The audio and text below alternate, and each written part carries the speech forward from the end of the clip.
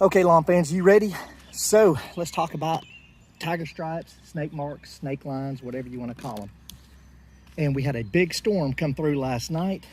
It dumped a ton of rain in a short amount of time. So what happens is that any type of clippings that you have down in your soil, the water brings them up. They all start to rush until they snag. Once they snag, they start to build up. The water comes over the top of it, builds it up again, till you get this, then it does it, so on, so on, so on, all the way down through. As you can see, I have a ton of them down through there. So let's give you a close-up of what this is. That's it right there.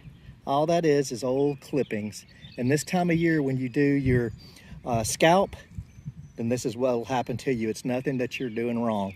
It's just the scalp and your mower can't pick it all up. So what I'm gonna do is I'm gonna take the old steel blower. I'm gonna blow all those up. Then once that they're up, I'll take the rotary mower through, try to suck up as much as I can.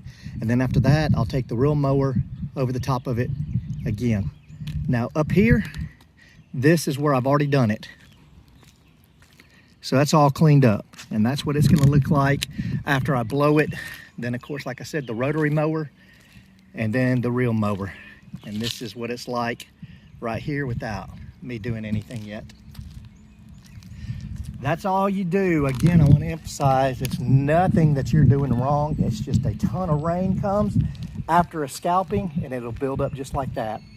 So that's my project for this morning. Then my project for this afternoon is fresh mulch. It's on sale right now at Lowe's, 5 for $10.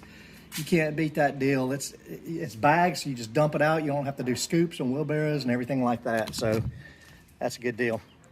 Y'all take it easy. Bermuda Brian, out.